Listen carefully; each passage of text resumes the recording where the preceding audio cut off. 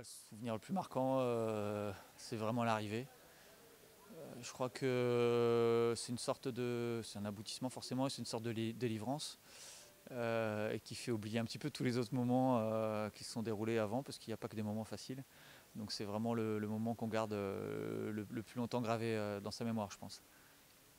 Pour moi, le moment préféré, c'était le départ, parce que mon arrivée était un peu prématurée. Donc j'ai vraiment beaucoup apprécié le départ. Il faisait très beau, il y avait plein de monde et j'en ai profité d'une manière un peu différente de la première fois, puisque ce n'était pas la première fois justement, c'était la deuxième.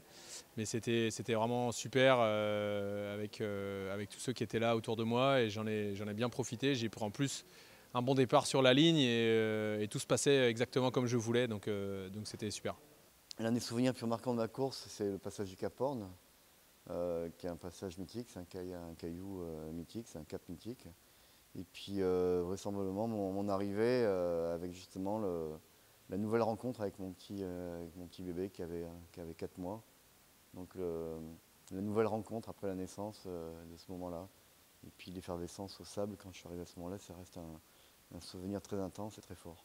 J'ai déjà beaucoup de chance d'avoir passé 5 ans avec Maître Koch et d'avoir terminé ce partenariat-là par un très beau podium sur le dernier Vendée Globe. La chance d'avoir retrouvé Charal et d'être ambitieux pour au moins les 4 années à venir. Comment ça se prépare? Déjà en faisant l'analyse de ce qu'on a fait pendant les 5 années, du dernier Vendée Globe. On prépare le terrain, voilà. Et l'analyse et les réflexions qu'on a du dernier Vendée Globe vont, j'espère, nous amener à faire quelque chose de cohérent pour le prochain. Donc ça prend déjà un petit peu de temps. Et puis moi j'ai un programme sportif en cours avec la solitaire du Figaro, la Volvo Race à la fin de l'année, et un bateau neuf qu'on doit construire et mettre à l'eau pour l'été 2018. Donc on est déjà depuis un plein pied dans le prochain Vendée Globe. Les projets, c'est on va mettre le bateau à l'eau à la fin du mois de mai, au sable. On va commencer à renaviguer. Je vais préparer la Transjacques Vabre en double sur ce bateau-là. Et dans l'hiver, je vais changer de bateau en vue de préparer notamment le Vendée Globe 2020, mais surtout la Route du Rhum l'année prochaine avec un bateau plus performant. Probablement un bateau à foil, mais pour l'instant, on n'est pas encore décidé sur quel bateau on va s'orienter. Donc je m'oriente vers une autre campagne de Vendée Globe, qui sera mon 4e Vendée Globe. Donc beaucoup de projets. L'aventure continue.